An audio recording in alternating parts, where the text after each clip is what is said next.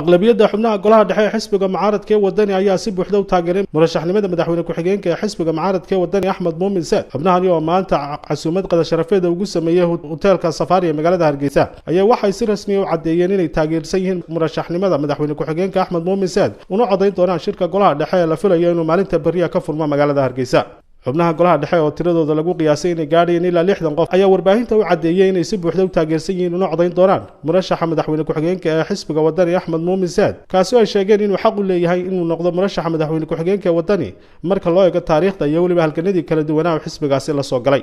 u taagnaa musharaxnimada xisbiga wadani madaxweyne ku-xigeenka waxaan uga tanaasulay walaalkay Axmed Muumin Saad, taasoo xeerka galbeedkana ku qotonta oo galbeedku xeer gaar u leeyahay haddana beelaha Gadabuusan horeba u sheegay laba beelood way soo qabteen xilka madaxweyne ku-xigeenka kuwaasoo ah Makaahil iyo Maxalcas.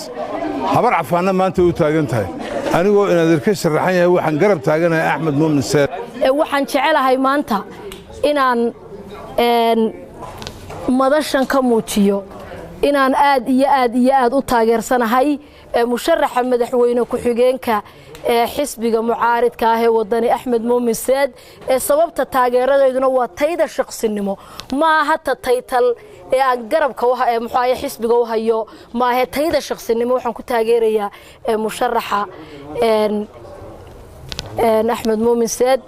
laba qodobna waan ku taageerayaa haddaan ahay rooda laba erayo isagu codsaday oo ah ha igu hiilinina cadaalad darro igu hiiliya cadaalad haddaan ku taaganahay. dimuqraadiyadda ha la ilaaliyo iyo maaragtay daacadnimada in si daacada si wanaagsan ay ugu dhacdo oo aan maaragtay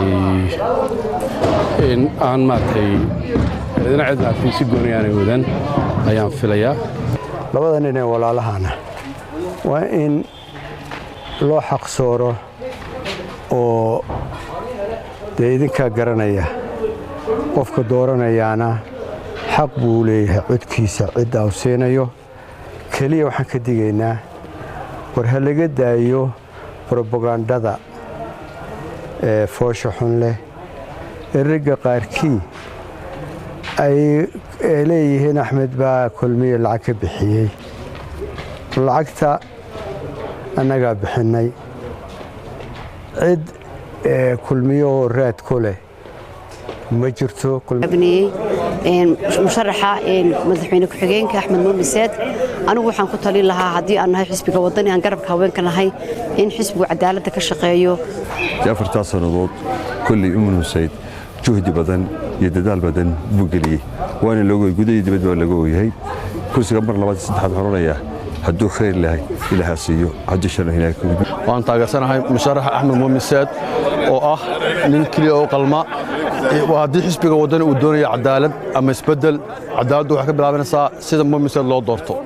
dhammaan halkan maanta waxaan isugu nimid xaflad weyn oo aanu ugu muujinaynay sida sanbatiga ugu hayo dadka qurba jooga ah haddaanu nahay especially UK halgama Axmed Muumin Saad ah gudoomiyaha koowaad xisbiga wadani ninkaasoo waqti badan soo galiyay xisbiga muddo 5 sano ah iyadoo u dhigantay waqtigii asxaabta loo oran jiray alladina tabacu saacad al-usra iyadoo waqtigii ay sii rogahay xisbiga la soo bilaabay. doorashadaas waxaa la doonayaa inay noqoto mid aan xisbiga wax u dhimin laakiin xisbiga wax tarta.